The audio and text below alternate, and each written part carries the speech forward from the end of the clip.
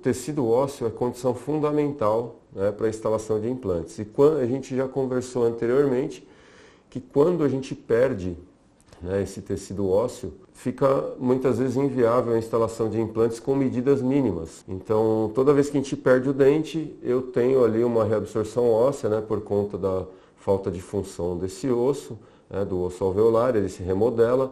Às vezes essas perdas são mais traumáticas, né, então causando perdas maiores, né, por exemplo, fraturas de tábua vestibular na hora da exodontia, às vezes traumas dentoalveolares que o paciente possa sofrer. Doenças periodontais também são condições que demandam perda óssea extensa. Então, nesse sentido, muitas vezes a gente precisa desses enxertos ósseos para conseguir instalar os implantes de uma maneira adequada, numa posição correta. Então, é muito importante no diagnóstico e planejamento de um caso em implantodontia, que a gente tenha tecido ósseo suficiente para a instalação de um implante numa posição correta. Às vezes o paciente até tem osso com medidas e dimensões adequadas para a instalação do implante, mas muitas vezes esse osso não está numa situação onde eu consiga instalar o implante na posição correta.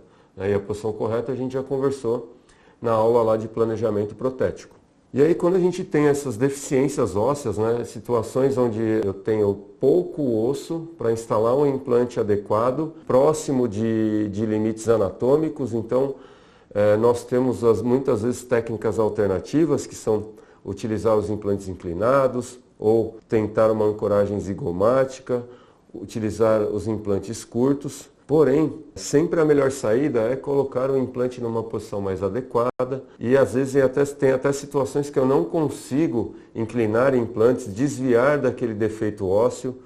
Muitas vezes também a estética está envolvida, então eu preciso realmente reconstruir aquele rebordo para conseguir fazer o implante numa posição correta e ideal. Então, nesse sentido dos enxertos ósseos, nós temos os enxertos ósseos em altura, podemos fazer esses enxertos em espessura, utilizando blocos ou utilizando regeneração óssea guiada. Muitas vezes eu preciso complementar uma enxertia, né? Por exemplo, eu instalei um implante e tenho a espira exposta, né? Eu não estou fazendo um enxerto para instalar o implante nesse osso, mas eu preciso preencher aquela região para ter um melhor resultado do meu tratamento, ou muitas vezes preencher um gap, né? Um espaço entre implante e alvéolo numa instalação imediata de implantes.